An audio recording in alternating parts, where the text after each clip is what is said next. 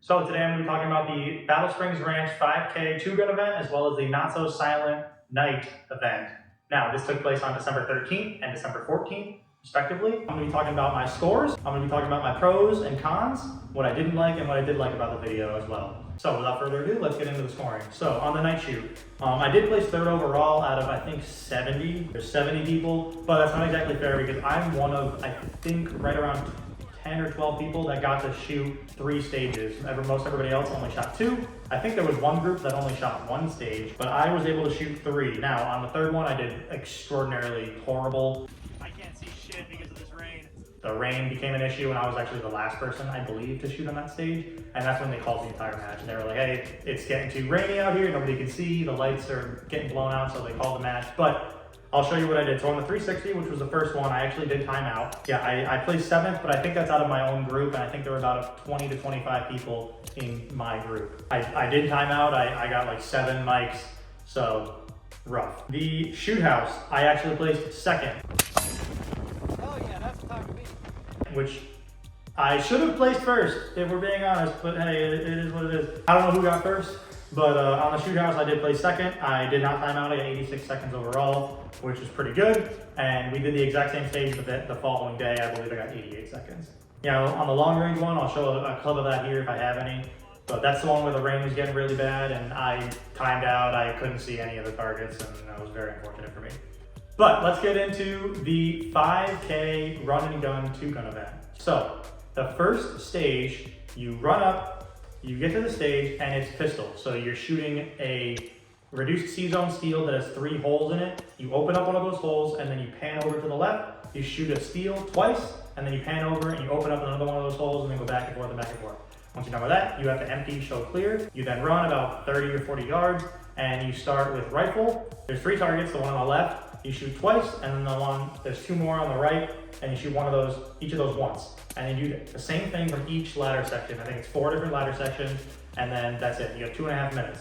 So on the first stage, I placed 17th out of 49 with a time of 135 seconds. The second stage was the meadow. That's the one where you're carrying a plate, you're doing some pistol stuff, and then at the very end of that, you drop down and you're doing 1 long range kneeling, and then you're doing 1 long range sitting. I think that's about 150, 160 yards. On the second one, on the meadow, I placed 14th out of 49 with a total of 93 seconds.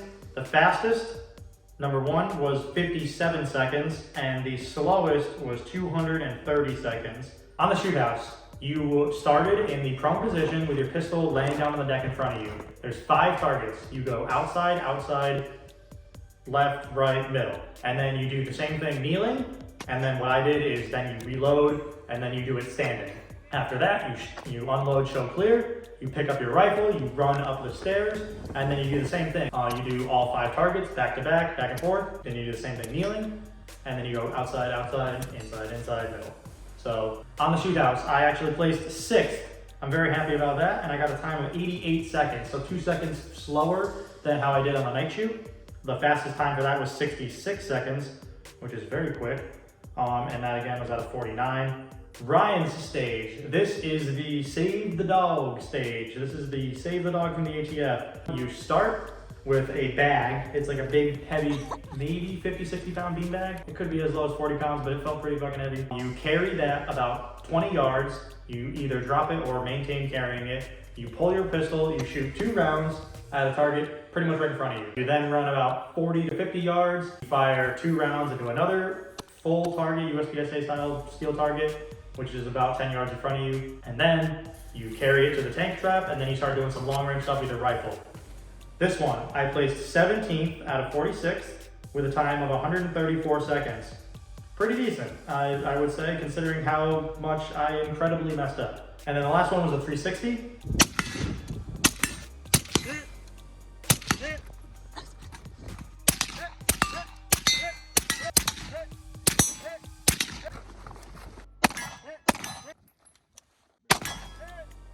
I think I did the best on this one. I placed 5th out of 46 with a time of 122 seconds. Overall, the overall scoring, I placed 13th overall with a run and shoot combined, which is pretty decent. I like that. I like those odds. It's pretty good. Out of 46 total people that actually competed, So I placed 13th. Again, this is my very first 2-gun event, and I was also in full kit, full loadout, full weight, like big heavy stuff. I was wearing boots.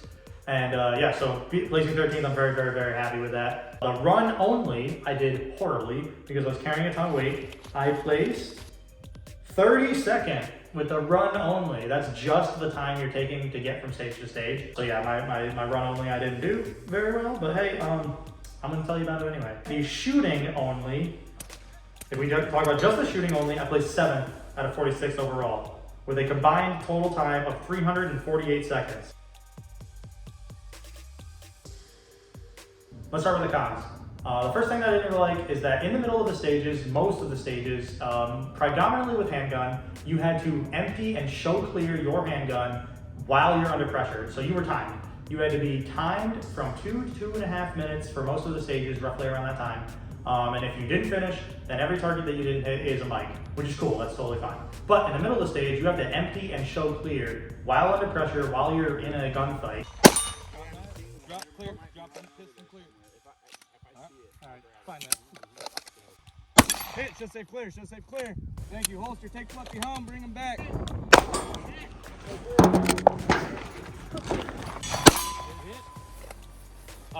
Back. Unload, show safe. Take the bag to the tank. Hey, show clear.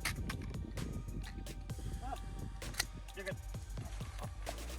You were not allowed to start chambered on any of these stages, unfortunately, which again, I think is stupid.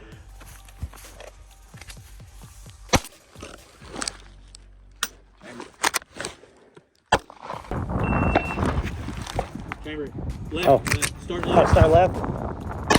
And that doesn't make sense to me at all. I don't think you should have to train that way. I don't think anybody should train that way. You should not be training to, in the middle of a gunfight, have to empty your weapon. That does not make any logical sense whatsoever. What I heard is that this is because you need to be able to manipulate your weapon under pressure, which makes total sense. But there's other ways to do that, like reloading your weapon. For instance, you could induce an intentional double feed, start the buzzer with that double feed, raise your rifle to fire, pull the trigger, and then, oh shit, I have a jam, and then you work your jam, you clear your malfunction, and then you get back to work. So that could have been a way to do that if the goal is to have like quick and under pressure weapons manipulation. I think why they do that is for insurance, which I get.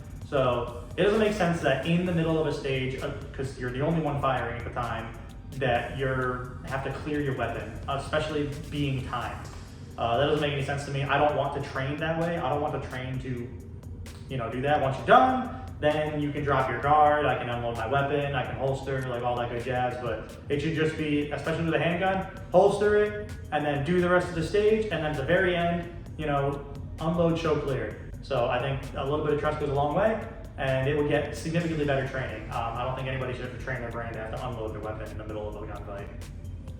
But anyway, another thing is some of the instructors, some of the time, were not very good at explaining the stages. Not just for me, for many other people. I've heard this complaint from a lot of guys. They're like, oh, you didn't tell me that, you didn't tell me that. And then before you know it, you're 10 seconds into an argument with one of the instructors while you're trying to complete the stage. I think that's something that could have been handled prior to, maybe a little better instruction from the instructors. They didn't have a lot of time to explain it, I understand, because the goal was you run to your stage, they explain the stage, and then you go to work, which is cool, I like that, but if you're gonna do that, the instructors need to be very, very clear and concise about what the stage is and explain it very thoroughly and make sure that you understand it. For me, there was one stage in particular that was not explained very well, and I messed up like 3 or 4 times. I just did not know what I was doing.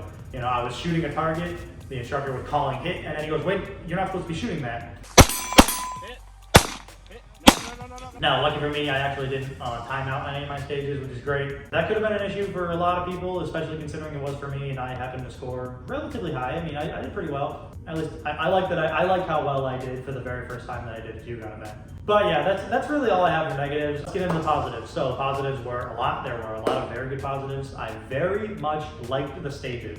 Every single stage that we did, from the shoot house to the ATF carry to, I don't remember the names of half of them, but they were very good. Another thing that I really liked about it is they let you shoot. For the most part, the instructors were pretty cool about kind of manipulating the rules a little bit. Like for instance, I wasn't supposed to load my handgun until I got to a particular position, but I was like, hey, can I pull my weapon on the run slide lock, put the magazine in, and then once I get to that box, can I then drop the slide and get to work? And they were like, yeah, that's cool, but you just can't chamber it until you get there. A lot of times you were supposed to have mag in rifle with bolt closed, but I was like, hey, can I bolt open so that way all I have to do is just drop my bolt and then I'm good to go, I can get to work. They let me do that. The 180 was pretty cool. They were not too crazy about the 180. You know, it wasn't just like immediate DQ if you reach 181. It was like, hey, be safe, don't break 180. But like if you do break 180, be safe about it.